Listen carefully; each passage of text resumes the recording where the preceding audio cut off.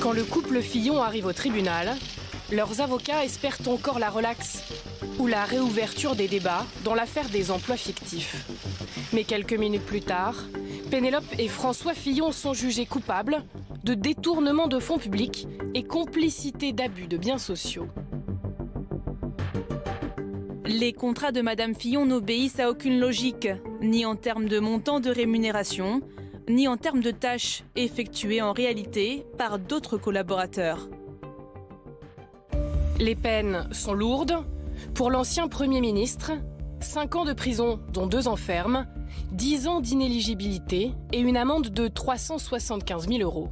Pour son épouse, la même amende et 3 ans de prison avec sursis. Mis en cause également dans cette affaire, Marc Joulot, le suppléant de François Fillon, est condamné à 3 ans avec sursis, 20 000 € d'amende. En cause, les contrats d'assistante parlementaire de Pénélope Fillon, de 1998 à 2013 à l'Assemblée nationale, puis 2 années au sein de la Revue des Deux Mondes. Pour le tribunal, ce sont des embauches de complaisance destinées à apporter un complément de revenus au couple Fillon. François Fillon a commis un manquement, non seulement à son devoir de probité, laquelle devait être irréprochable, mais également à celui d'exemplarité qui s'attachait à ses fonctions. Sur une période de 11 ans, le couple Fillon a perçu indûment près de 5 600 € par mois.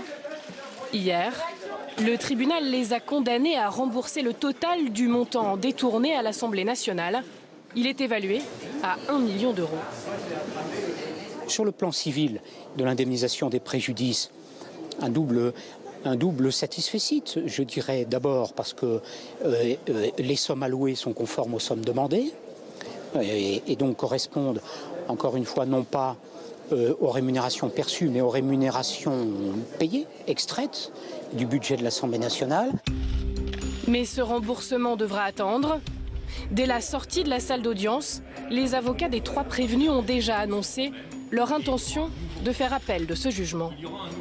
Nous allons enfin, et j'espère avec tous les éléments qui manquent au dossier, avec les instructions individuelles qui n'ont jamais été versées, avec les rapports fantômes qui n'ont jamais été communiqués, avec ces réunions d'arrière-boutique à laquelle la défense n'a jamais été conviée, peut-être qu'en possession de tous ces éléments, qu'il est temps que la justice verse au débat, on pourra enfin avoir un débat complet et serein et permettre enfin à la justice d'être rendue.